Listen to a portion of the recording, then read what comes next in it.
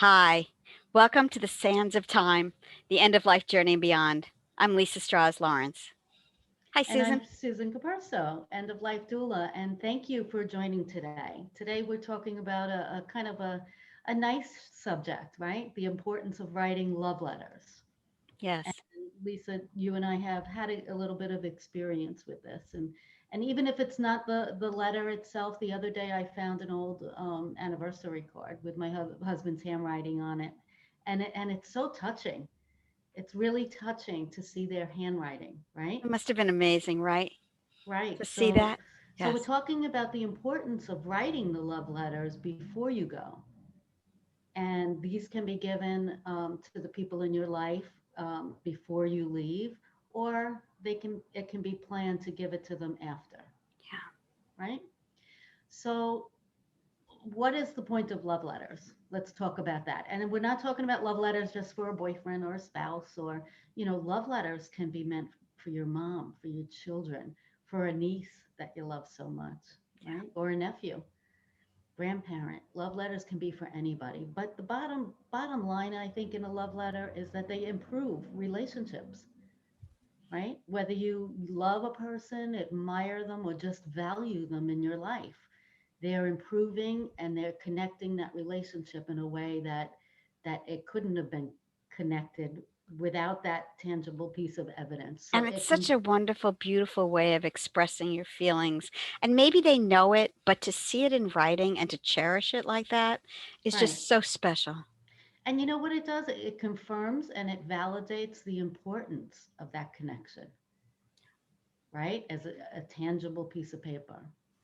So, and a love letter at the end of life is really significant, like nothing else. It brings out peace within yourself, the person writing the letter, almost and a closure. A closure. It's almost as if you're putting that last puzzle piece into a puzzle Yeah. I at think the that end of people your might life. be thinking that you have to be some poet or some kind of special writer. That's a That good is, point. yeah, yeah. Yeah, no, that's a good point. You can write in your tone, in your words, and how you speak, because that's what's going to be most special when you write this letter to hear that person. Um, but you're not even helping yourself come full circle a little bit, but you're helping the person that you leave behind to feel more closure, right? And to grieve better. And we'll talk about that in a minute. What do you mean to grieve better? But that's one of the big significant points in writing the letter. So I just, Lisa, you don't have to, but I would like our audience to maybe just close your eyes. Close your eyes for a minute and just for a minute, imagine. Imagine you've lost someone that's so important in your life. You really, really, really love this person. And after they're gone, you receive a handwritten letter from them on paper, in their writing, in their words. And in this letter, they talk about how grateful and about how blessed they were to have you in their life for all of these years or whatever amount of time that they've been in your life. They talk about their wishes, they talk about their dreams for you and your future. They talk about, they share favorite memories and experiences that they've had with you and the things that you've done together. But mostly, they talk about how much they love you and that it's okay. And I got to tell you, if somebody left that for me, and I haven't received one of those, and that's why we bring awareness to this very important creative topic that you could bring into somebody else's life. What I would have give to receive one of those. I wrote my grandmother before she passed. She was about 18. I mean, I was about 18. And I felt like I was just really becoming an adult, and I wanted to know more about her. And I wrote this 3 or 4 page letter to her. She was lived in Florida in the winters and then came up here in the summers. She did receive the letter, and the morning she read my letter, she had a stroke and she passed away Wow. that same day. Wow. And I always thought, oh, I finally felt like I was connecting with her. I was asking her a lot of important questions and telling her how much I loved her. And if I had only had that opportunity to get that letter back, it would have solidified our grandparent grandchild relationship. And I would treasure that till this day. at this point in my life. Unfortunately, I didn't get that. But We're you sharing it but with you everybody today. yeah, and think about it. We don't know how she felt about reading it, but Right. what a wonderful opportunity to have expressed before she was gone how you felt and the meaning of your Exactly. relationship. So even the fact that you did that and it came to her Hmm. is a gift. That's a beautiful Because just, gift. yeah, and holding it in her hand, or me holding a letter in my hand from a grandparent or whoever it is, not necessarily a grandparent, but holding it in your hand, it's priceless, Yeah. right? It's priceless. And that's why we want to tell you today how important it is. Even if you're listening to this and you don't have a terminal diagnosis and Hmm. it's not the end of your life. Well, two things here. Two things you're learning how important it is. So you can set some things in place even while you're healthy and vibrant in Yes. the world, Yes. right? Or maybe you'll think twice now and think outside of the box a little bit and help somebody else who's going through their journey. Yes. And that's why, we just wanted to talk to you about it today. I wish that people would understand the value of this, the amazing gift that it gives through years and years. I'll tell you mine. So my husband wrote a card, which I did read while he was alive, but he was that was his last week, and I read it because I think he wanted me to see it, and it talked about how difficult it had been for him.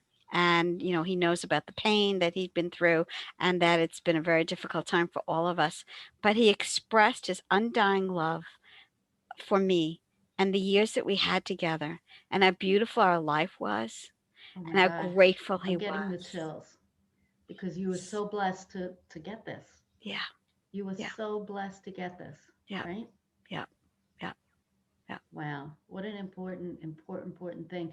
And when you sit down to write a love letter, and it could just be a letter, you don't have to call it a love letter. We're calling it a love letter Right, now because right, it's all about the love, right, right? right. But it comes directly from your heart, Yes, right? It comes from your heart, you're speaking. And some of the most memorable memories and experiences that you've shared together really help you connect with that person one on one. And be vulnerable and honest and raw, and don't be afraid to say it. Don't be afraid to share the love. And even if you haven't connected like that on that deep level, and I know there's some certain people in my family where you don't always say I love you to each other, and you don't always say these, deep things with one another. Even if you don't, say it now. yes, Say it in the letter. It's not too late when you write these letters. yeah, It's important to take things into account also while you're writing these letters. Your feelings, of course, but also take into account their feelings. You don't want to hurt feelings in it. You want everything to be light and positive and loving. And right. And that's there's really different important. relationships too, obviously. Of course, What you're going to write for your spouse versus what you're going to write to a child or even an adult child, or of what you course. write to a grandparent or what you write to an aunt or an uncle that meant a lot to you in your life. All those relationships need to be seen in a very positive way, and you can They do. express the memories that you have together and what you think about. And again, read and read throughout the years. I mean, I this 12 years ago, and that card just meant the world to me. Yeah. Yeah, Yeah, and that's the thing. They are read over and over for decades to come. yeah. The letter gets pulled out and it gets read again and it gets remembered. And there's so many ways to do this. So I think of grabbing the closest notebook, right? You can grab a regular notebook and begin to write, and you can write as long as you want, as little as you want. I say go on to Amazon or go to your local whatever store and buy some beautiful notepad paper. Or You buy a know, journal, a oh really my pretty gosh, that's even journal better. that's really special, that That's looks even pretty. better. And because it's a love letter, it doesn't have to be a big $30 journal Right, that you right. find in Barnes and Nobles. It could be one of the thinner ones, one of the 5x7 ones that are Yes, skinny and small, and that's your love letter. yes, If you're not writing a lot of them, I would get a couple of them. I've seen them on Amazon for $7 a piece, yes, me too. right? So Two. you can get to think of the most important people in your life that you'd like to do this for. How many? Okay, say there's five that you'd like to do this for. Get the notebooks and then you would start. Again, you don't have to have a terminal diagnosis. We want you to implement this if you do, and it is in the end chapter of your life, good, because that's what we talk about all the time. But as a healthy and vibrant person too, this is really important to have into place for somebody that you're leaving behind. And Yes. we're both believers in this, right? Yes, absolutely. Yes. So, you can add memories to this, but you want to say a few significant things in these letters that are going to stand out, like that you will be okay. That you will be okay. Everything will be okay. And that Um, you wish for the person that they will be happy, that that's so important. That so really important. releases them of guilt and of anything else that they feel, because you do want them to be happy. You do want them to have a good life. You would not want them to be wallowing, in sorrow the rest of their lives. Right. And if you Although love, those words are never spoken, yeah, right? So they're never spoken out loud, but it's something that you can put into writing. I don't want you to grieve for me. right, Don't cry for me. I want you to be happy. If it's a spouse, telling them you want them to find love again is crucial. Tell your story. Tell your story, Lisa. Don't get teary. Do you want me to tell it for you? so my husband in that last week just said amazing words to me. And we had met, we were college sweethearts and all that. We were together 33 and a half years. And he said to me, promise me that you will not live alone the rest of your life. How deep is that? Huge. And that's a memory now that has stayed with you It from the has. beginning through now. So important. Words are powerful. They They really are. are. And when you leave a tangible letter like this, they can read it. They are going to read it. Not They they are. can read it. They're They are. going to read it over and over again through the years because it validates your relationship and it validates that everything will be okay because they're telling you that. Yes. They're Yes. still speaking to you. Yes. Tell them to be open in their life, to meet new people, and you can even do this with a younger person, right? Because the younger person may get this as a teenager, but you bet she's going to be reading it through her 20s and 30s. And think of that Yes. as you're writing. Tell her to always be honest and vulnerable, and to find true love. Learn to forgive and forget and let things go. Life is too short. These are all valuable short lessons that you don't have to go too long into detail about, but just saying the little things or tidbits of information that they're going to value and treasure because you left it for them. Yes. Yes. You left a piece of your heart and mind and direction. You left it to them specifically. Yep. Yep. And the words of advice and the things that, many years later they'd want to hear from you, there it is. It's it, Ah, it's a um, permanent record, right? yes, a It's permanent record. evidence that you were there Yeah. and left a piece of you. And that's what they're going to hold in their heart forever. Sure, they may hold the necklace that you leave or the watch that you left, and that'll eventually go like every physical materialistic thing that we have. But that letter is going to mean more value to them when they pack their suitcase and leave wherever they're at. They're going to grab that letter because Words. it's a piece of your heart. Yes. Yes. It doesn't have to be that long, although I believe the longer the better Hmm. because it's almost like a conversation. I You're feel talking like with them. I feel like people are so different that Hmm. whoever and the kind of personality you are, maybe some people express it in longer ways. Other people are very brief and Right. they sort of have some kind. Just for me, it's like just be yourself. Just be the person who they know you are, Yeah, and express those thoughts so that they identify with you always, because that's how they remember you. that's Oh, right. she's the person who always said this, so she's the person, said it that way. Be yourself. That's how I feel. Be yourself. And there's no script that says, okay, This is how you do it. This is how it gets done. Not at all. This is a personal way of leaving that legacy, but in a loving letter. That's what That's it is. right. That's right. And it is a gem, and it's a rare gem that they'll never have from anybody else anywhere. And they'll preserve it and they'll treasure it for the rest of their life. Um, it's just it's worth more than anything you can ever leave them. Believe me, these are the important things in life, and it's important for everybody to know this and be And mindful and aware. yes, let me throw in that I was Hmm. cleaning out my house and I found a card, a Hanukkah card from my mom. It was to my husband and I and to my children.